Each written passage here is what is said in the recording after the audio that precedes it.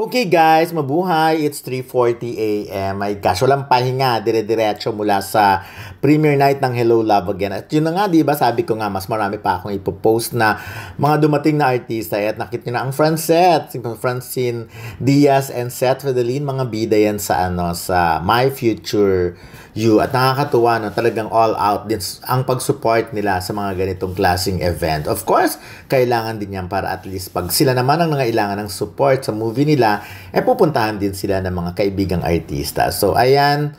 At nakakatuwa, of course, ngayon makikita mo na yung chemistry nila, no? Talagang eventually bumabagay at bumabagay. Kasi noon parang pilit di ba? Kasi mula nung halimbawa, dati kasi hindi naman sila ang magka-love team. Ang magka-love team naman. Ang ka-love team naman ni Francine ay si Kyle. But anyways, ayan na, of course, the real life magjowa, Jack Roberto and Barbie Fortesa. Si Barbie na very jolly, malayo pa lang talagang pinapakita niya na kung ang gilagid niya. Talagang all smile, talagang always very happy, no? So, nakakatuwa. At saka, ganyan kasi dapat ang mga artista. Yung pag nakikita kayo in public, nakaayos kayo, and at the same time, always smiling. Talagang ipaparamdam nyo na masaya kayo sa kanya, sa kanila na nakikita nyo sila. Of course,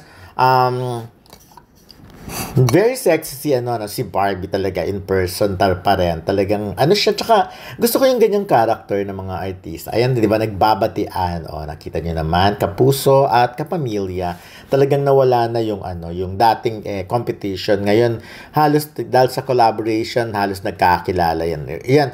Etong mga itos, of course, mga taga Pinoy Big Brother, di ba?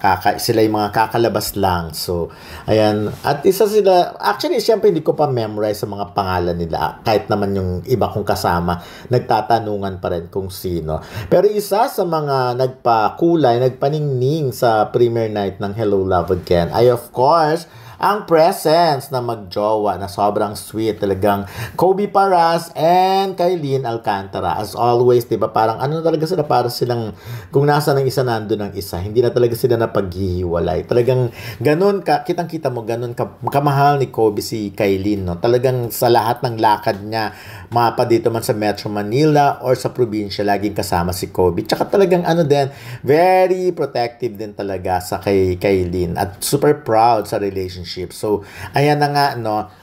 Of course, alam naman natin na bukod sa kanila, dumating din si Cassie Legaspi at si Mavi Legaspi, ang ex-boyfriend ni Kailin. So, parang hindi na sila nagkita mula noon after ng controversial na breakup, Pero talagang siguro, sa mga nagtatanong, ngayon pa lang sasagutin ko na, kung nagkita ba sila, nagharap ba sila. Base sa aking observation, medyo maganda ang blocking.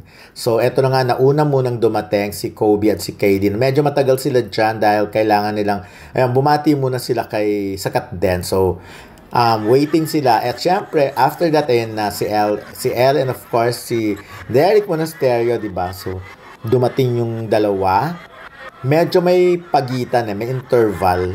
So, bago dumating sila Mavi at bago dumating sila Cassie at Mavi.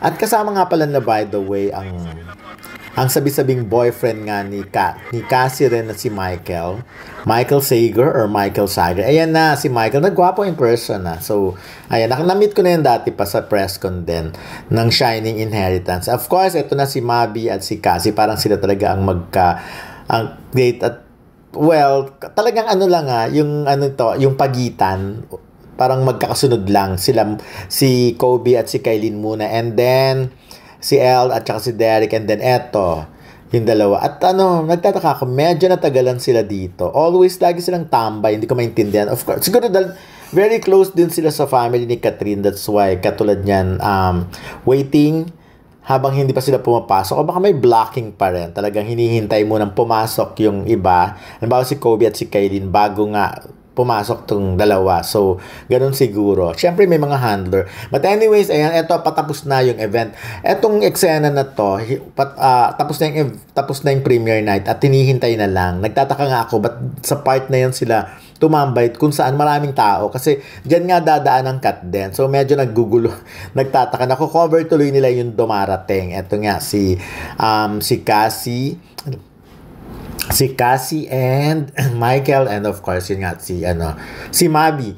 So bago ito, yung bago natapos yung ano, lumabas na agad, nauna nang lumabas si Kobe at si Kylie. Hindi pa actually parang, kasi yung, hindi ko masakwento yung movie kung ano ba dapat eh. Kasi yung akala mo finish na, pero may mga ipapakita pa. Hindi na yun hinintay ng dalawa. So, lumabas na sila habang medyo madilim pa. Hindi pa maliwanag, hindi pa nagbubukas ng mga ilaw. So, nauna na nga. So, at ang maganda kasi, talagang magkahiwalay, malayong malayo. Kung si Kobe at si Kylie, ayan na, bumababa na sila, oh, mga si Maymay, si Kakay, at si kanina si Love, nakita naman natin, di ba? So, kumbaga, nasa right side, si Kylie at si Kobe, nasa left side, sila Mabi, si Cassie, at saka si Michael. So, kapag talagang dulo sa dulo yung, ano, yung position nila, siguro, sabi nga may mga taga-blocking naman, hindi naman yan, ano, gagawa ng, alam naman nila kung sino ang mga dapat at hindi dapat. But anyways, ayan, so,